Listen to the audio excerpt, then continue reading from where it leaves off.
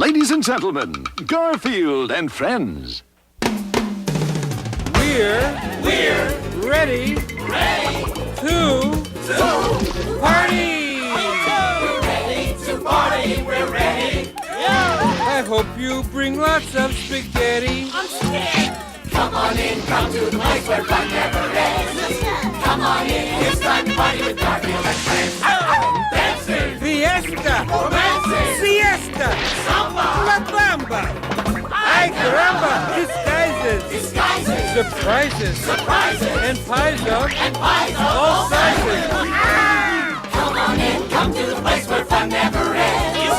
Come on in, it's time to party with Garfield and Friends. Come on in, it's time to party with Garfield and Friends. Garfield and Friends. Critics agree. Of all the TV shows on today, this is probably one of them.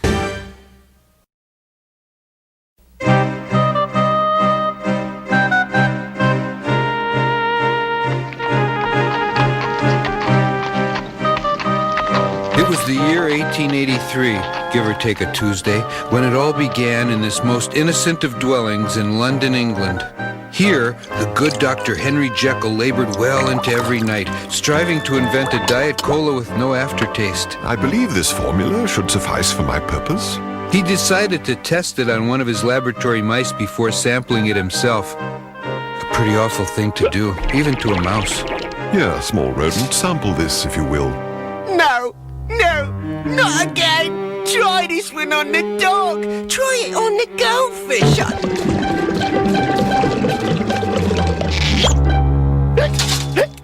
As a Diet Cola, Dr. Jekyll's new formula rated an F, but it was not without its effect.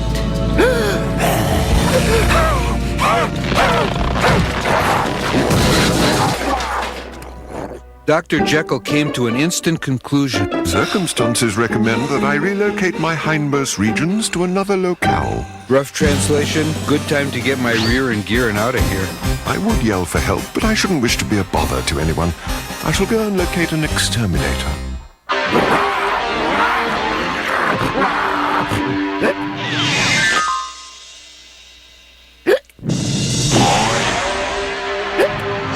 1 minute a mouse, the next minute a monster.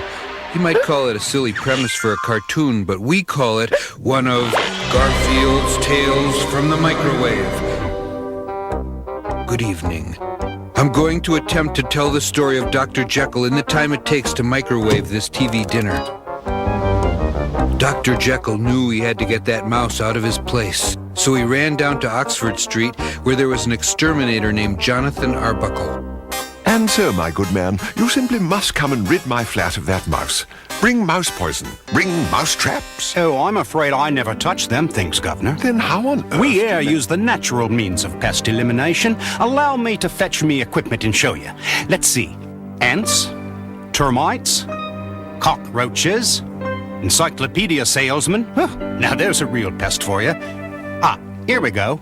Mice. I beg your pardon? You're interrupting me right in the middle of me fish and chips. Sorry, mate, but the gent here has himself a mouse problem, he does. I thought maybe we'd have a go at it. Quite. They hurried to the lab, pausing only for tea and those boring little cookies that English people like. Could you give us a description of the mouse, Governor? I believe so. 6 feet tall? No, 7. Weight approximately 300 pounds. Long, steely claws, sharp fangs. I see. Anything unusual about this mouse? No, nothing in particular. Kind of a big one, wouldn't you say? Well, might as well get on with it. A job to do and all that. Awfully brave cat you have there, Arbuckle. Quite. Oh, Mouse. I say, are you in here, Mouse? Oh, Mouse. Awfully unsporting of you, hiding from me like this.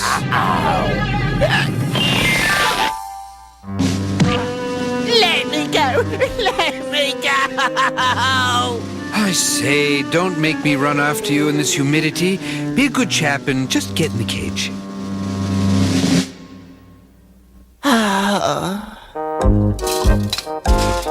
There's a good fellow.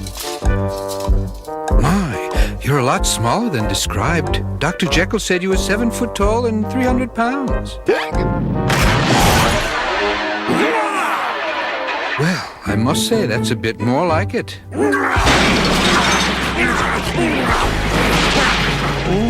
Sounds like my mouse is giving your cat a spot more trouble than we'd expected. A bit, perhaps.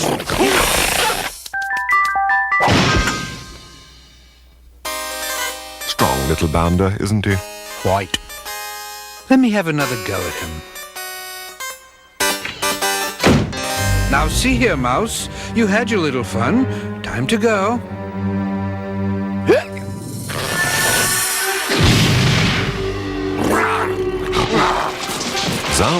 Sounds like my little rodent is considerably more of a problem than we'd expected. It looks like there's only one thing we can do. Tea time! I say, you're not being very gentlemanly about this.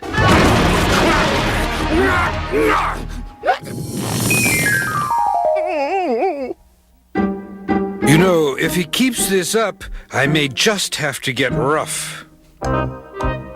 So that was pretty much how it went for the next 2 or 3 hours. The cat would go in, he'd catch the mouse would hiccup, the mouse would mop the place up with the cat.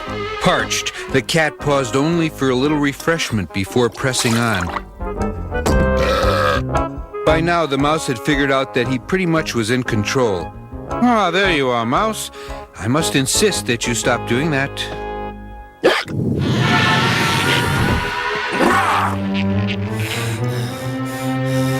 Now that is exactly what I just asked you not to do.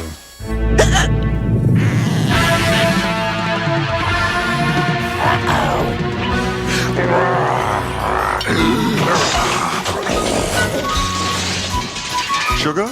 Please. Cream? A drop. Sounds like a bit of a ruckus. A bit.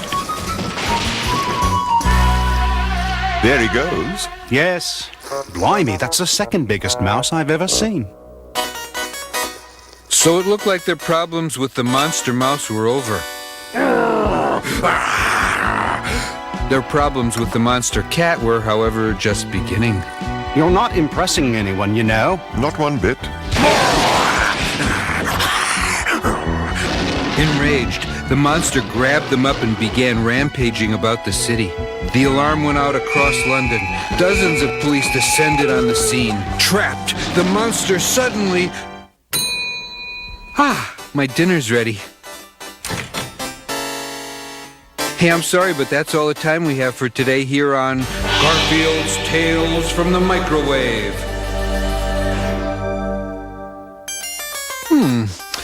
By the way, have you ever noticed how these dinners always have one thing in them you don't want to eat?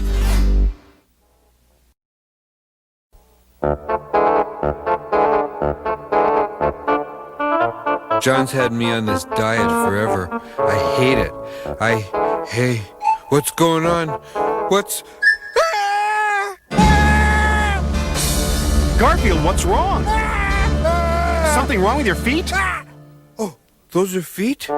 Oh, hey, and I'll bet these wiggly things on the ends are toes, right?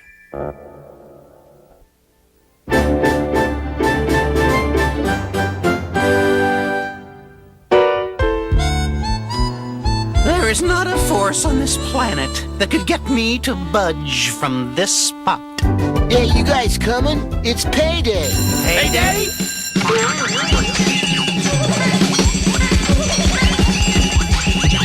Hold it. On our marks, get set. Yahoo, payday! Here you go, Bo. Like, muchas gracias, Orsinio. Here's your pay, Roy. Thanks, horse.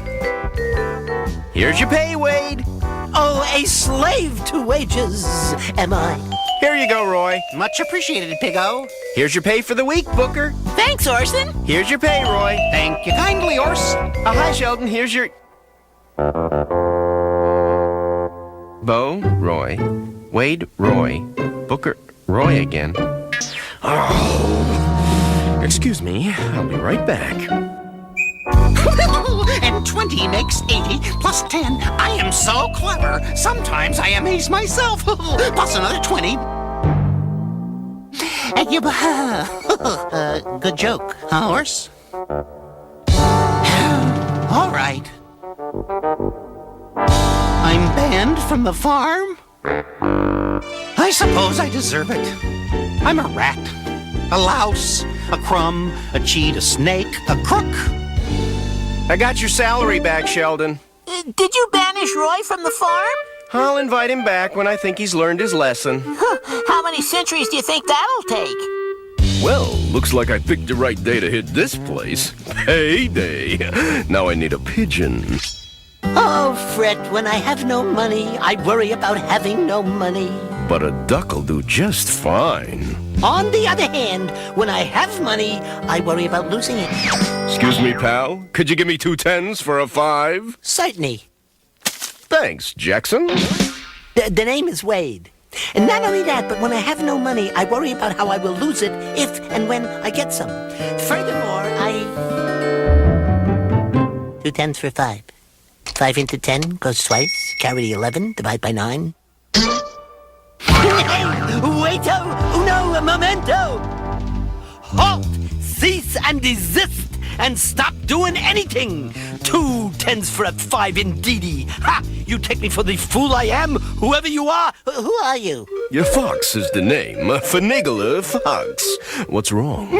What's wrong, he asks? What's wrong is that you sought to swindle yours truly. Hey, I never swindled no one. You don't want to give me change? I don't care. Here's your 5. Give me back my 2 10s. Okay, pal. See you around. And a second time tried to cheat Wade Duck, will he? Well, I showed him. I got back his 5 and gave him my 2 10s. Would you folks talk to each other for a moment? I have to go and check on something. 2 10s for a 5, 2 10s for a 5, 2 10s for a 5, 2 10s for a 5, 2 10s for a 5. Let's see, I have been swindlerized!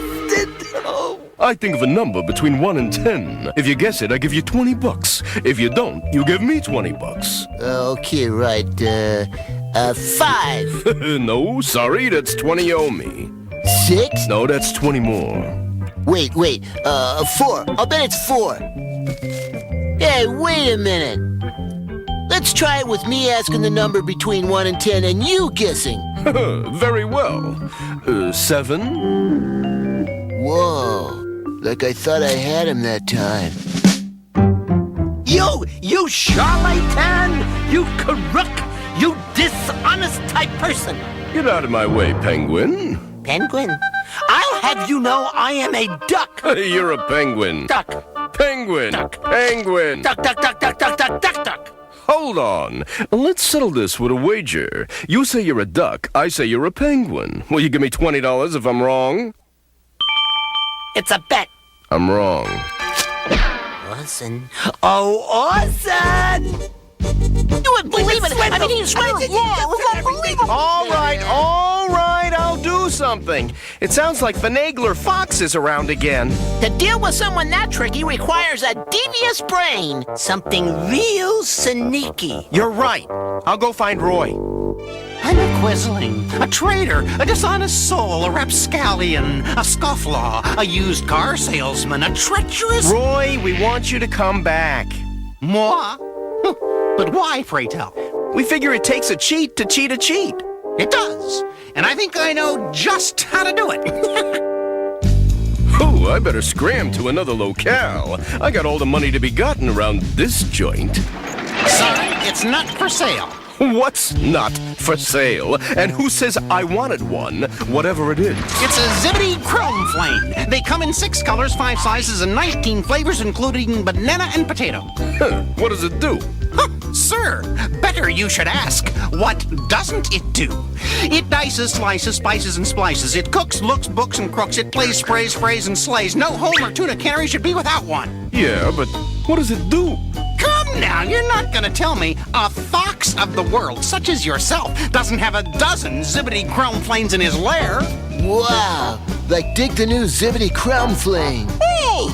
That's better than last year's model with the life-size Elvis and the built-in VCR. this one.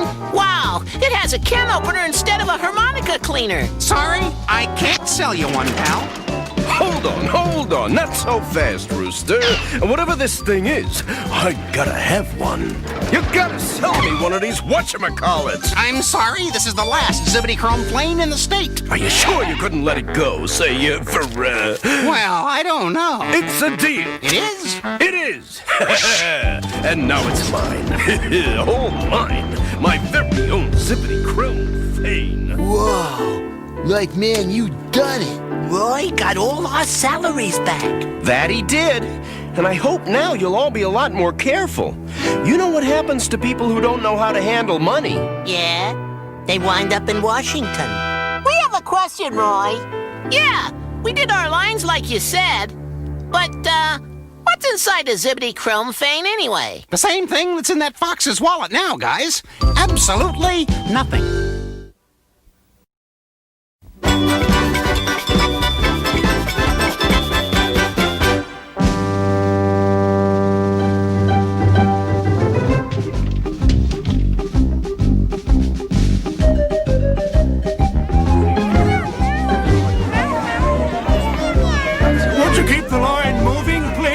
Keep the line moving. We have to get started. Keep the line moving, please.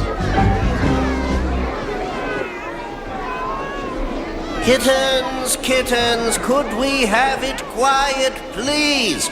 We want to get started. Very good.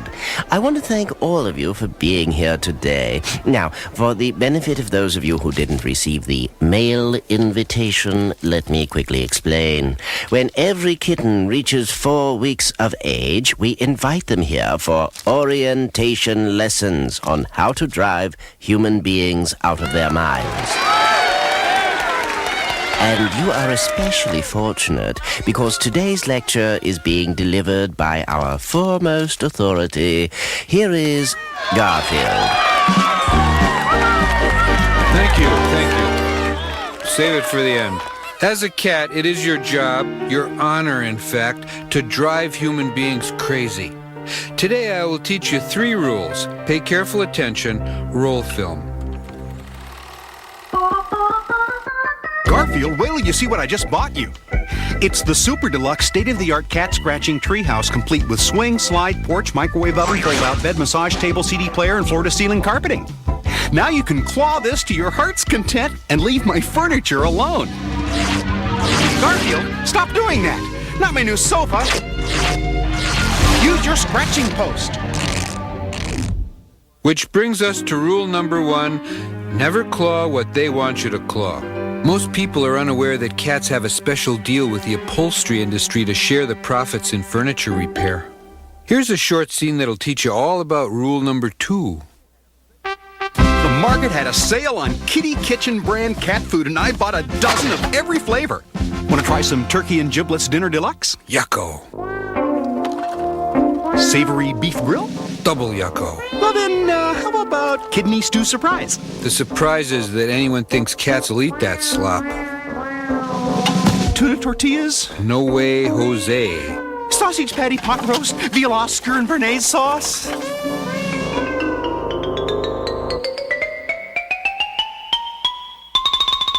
Garfield, please. I spent $93 on cat food. Isn't there something here you'll eat? Canned cat food, $93. 1 filet mignon steak, $8. Yeah.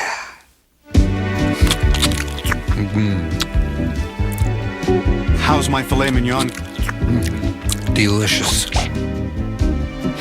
How's the kidney stew surprise? Yuck. Rule number 2, if it's on sale, we don't eat it. Now, rule number 3 may take you some time to master, but have patience. It's important. Observe. I'm going to bed now, Garfield. Do you want to go out? Not this cat, Okay, suit yourself. Good night. It's important to wait for just the right moment before you ask to go out. Why, yes, Karen. I'll go out with you. Oh, but I insist on paying for dinner. Wow, what? Hold on. It's 3:30 in the morning. I'm ready to go out. Here you go.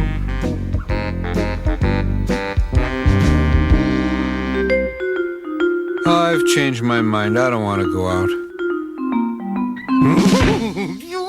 Oh, well, at least I can get back to bed. Maybe I can resume that dream about Karen.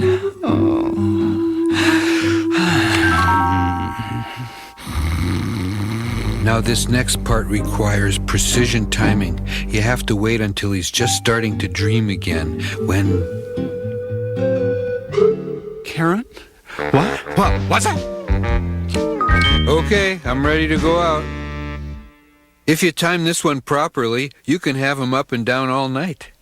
What happens if they actually force you to go out? Good question. And this next part of the film covers it. I've changed my mind. I don't want to go out. You're going out this time so I can get some sleep. Good night. Now I'll get some sleep. I don't even care if I dream about what's her name or not, just so I get some sleep. Now the timing on this one is even trickier since you have to do it from outside. Still, with experience, you learn to sense just that moment when the human is drifting into dreamland and hit it.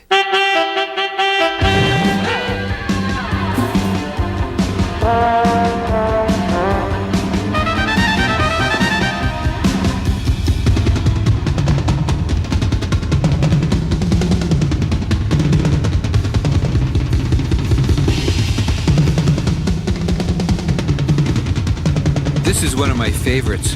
If your human's a little slow, you might even have time to take a few requests. Uh-oh, time to split.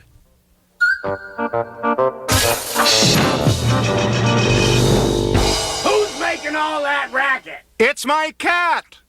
Who is that? It's John Arbuckle, Mr. Burnside! Arbuckle? Shut up! Who's gonna make me? We are! Mr. Burnside! And everyone else in the neighborhood. It was my cat, not me. It was my cat. Which brings us to rule number 3. We sleep whenever we want to. They sleep whenever we want to. This concludes our briefing for today. We'll all meet here again next week when we'll explain about tormenting small dogs. Thank you. Great job, Garf. Thanks. It's a favorite topic. So then, your cat woke you up last night too? I don't know what to do about him. He won't eat any food that's on sale. Yours too? I thought my cat was the only one like that. You know, it's like someone's given all these cats lessons on how to drive us bananas or something. That's a silly thought. Yeah, real silly.